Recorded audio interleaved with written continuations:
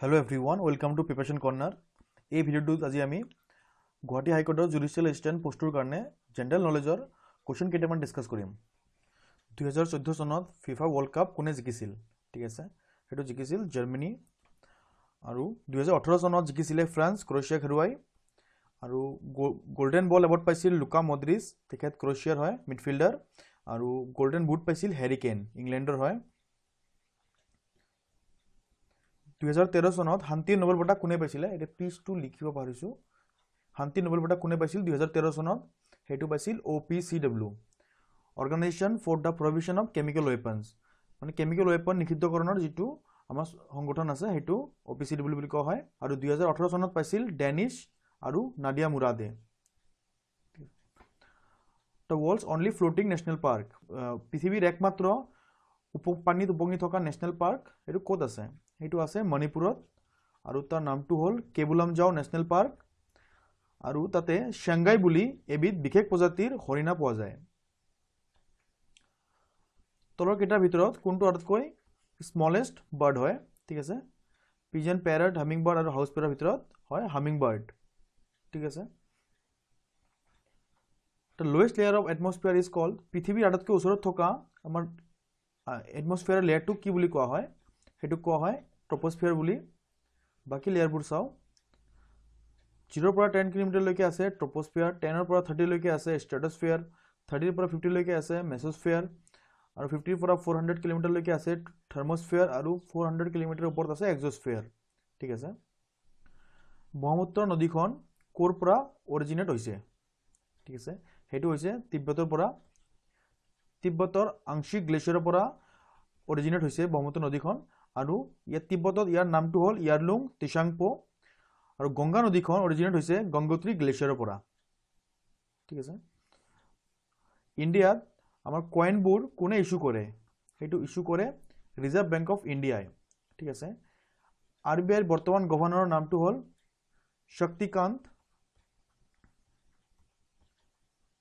শক্তিকান্ত দাস। ঠিক আছে, আৰু ফাৰ্ষ্ট গভৰ্ণৰ আছিলে RBIৰ ওচবৰণ স্মিথ, ফাৰ্ষ্ট গভৰ্ণৰ আছিলে। ঠিক আছে, হিউৱেন চাং কাৰ দিনত ভাৰতলৈ আহিছিলে? হিউৱেন চাং হৰ্ষবৰ্ধনৰ দিনত ভাৰতলৈ আহিছিলে। উপনিষদত কি লিখা আছে? কোনবোৰ কথা লিখা আছে? ঠিক আছে, ৰিলিজন, য়োগা, ল, ফিলচফি। উপনিষদত ফিলচফিৰ কথা লিখা আছে। অশোকা কলিংগ কিমান চনত জয় কৰিছিল? ঠিক আছে, এইটো জয় কৰিছিল 261 BCত। BC হ'ল বিফৰ খ্ৰাইষ্ট, আৰু এটা আছে AD বুলি, এইটো কয় এনো ডমিনি। ঠিক আছে, AD, এইটো এনো ডমিনি বুলি কোৱা হয়, এনো ডমিনি। ঠিক আছে, বুদ্ধিষ্ট লিটাৰেচাৰবোৰ কি ভাষাত লিখা? ঠিক আছে, সেইবোৰ পালি ভাষাত লিখা। বন্দে মাতৰম সংটো কংগ্ৰেছৰ কিমান চনৰ অধিৱেশনত গোৱা হৈছিলে? সেইটো গোৱা হৈছিলে 1896 কলকাতা অধিৱেশনত, আৰু এইটো গোৱা হৈছিলে বেৰন স্কুৱেৰত। The strategy divide and rule, এইটো কোনে এডপ্ট কৰিছিল? এইটো এডপ্ট কৰিছিলে লৰ্ড মিণ্টো। পৃথিৱীৰ আটাইতকৈ ওচৰত থকা গ্ৰহ কোনটো? সেইটো হ'ল ভেনাছ। ঠিক আছে, আমাৰ এইটো আমাৰ সৌৰজগত। সৌৰজগতৰ সূৰ্যৰ আটাইতকৈ ওচৰত আছে মাৰ্কাৰী। মাৰ্কাৰী মানে বুধ, ভেনাছ, শুক্ৰ, পৃথিৱী, মাৰ্চ, তাৰপিছত বৃহস্পতি, জুপিটাৰ, ছেটাৰ্ণ, শনি, ইউৰেনাছ, নেপচুন, আৰু প্লুটো এতিয়া সৌৰজগতৰ এটা গ্ৰহ নহয়। ঠিক আছে, ছুপাৰন'ভাটো কি বস্তু? ঠিক আছে, ছুপাৰন'ভাটো এটা তৰা যিটো মৰিবলৈ ওলাইছে। Which state has the smallest land area, মাটিকালি হিচাপত কোনটো আটাইতকৈ সৰু ষ্টেট? এইকেইটাৰ ভিতৰত আটাইতকৈ সৰু ষ্টেট হ'ল গোৱা। ঠিক আছে, মাটিকালি হিচাপত সৰু ষ্টেটবিলাকৰ লিষ্টটো মনত ৰাখিব। গোৱা আটাইতকৈ সৰু, তাৰপিছত Sikkim, Tripura, and for Nagaland,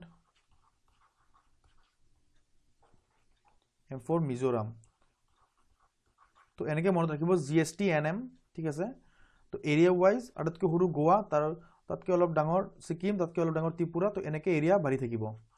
ঠিক আছে, তো গোটেই লিষ্টটো মনত থাকিব, নহ'লে কোনটো অপশ্যনত দি আপোনালোকে কনফিউজ কৰি যাব, ঠিক আছে। তো ইউনিয়ন টেৰিটৰীবিলাকৰ ভিতৰত কোনটো আটাইতকৈ ডাঙৰ, ঠিক আছে। আমাৰ 7টা ইউনিয়ন টেৰিটৰী আছে, অপশ্যনো 4টাই আছে। তো এই 4টাৰ ভিতৰত আটাইতকৈ ডাঙৰ হ'ল পণ্ডিচেৰী, ঠিক আছে। তো 7টা ইউনিয়ন টেৰিটৰীৰ আটাইতকৈ ডাঙৰ হ'ল আন্দামান এণ্ড নিকোবৰ, ছেকেণ্ড হ'ল দিল্লী, তাৰপিছত পণ্ডিচেৰী, তাৰপিছত দাদৰা নগৰ হাভেলী, চণ্ডীগড়, দমন এণ্ড দিউ, আৰু লাষ্ট লক্ষদ্বীপ আটাইতকৈ সৰু, ঠিক আছে।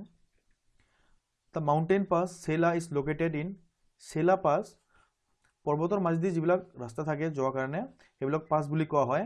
তো চেলা পাছ এইটো ক'ত আছে? চেলা পাছ আছে অৰুণাচল প্ৰদেশত। আৰু কেইটামান ইম্পৰ্টেণ্ট পাছ চাওঁ। ছিকিমত আছে ঝেলেপলা পাছ আৰু নাথুলা পাছ। অৰুণাচল প্ৰদেশত আছে চেলা পাছ, বমডিলা পাছ, ডিফুলা পাছ। উত্তৰাখণ্ডত আছে মুলিংগা পাছ, মনালা পাছ, নিতিলা পাছ আৰু লিপুলেখ পাছ, ঠিক আছে। হিমাচল প্ৰদেশত আছে শিৱকিলা পাছ, চিংকুলা পাছ, ৰোহতাং পাছ, ঠিক আছে। জম্মু এণ্ড কাশ্মীৰত আছে জজিলা পাছ, কাৰাকোৰাম পাছ আৰু বানিহাল পাছ। ব্ৰহ্মপুত্ৰ কি নামেৰে ইণ্ডিয়াত সোমাইছে, ঠিক আছে। ব্ৰহ্মপুত্ৰ ইণ্ডিয়াত সোমাইছে দিহিং নামেৰে। আৰু ত্ৰিশাংপো নাম ক'ত আছিলে? তিব্বতত। দ্য বুক গলিভাৰ্ছ ট্ৰেভেল এইটো কোনে লিখিছিলে? এইটো লিখিছিলে জনাথন ছুইফ্ট। চাৰ্লছ ডিকেন্স, এখেতৰ কিছুমান ইম্পৰ্টেণ্ট বুকছ হ'ল অলিভাৰ টুইষ্ট, আৰু এখন আছে ডেভিড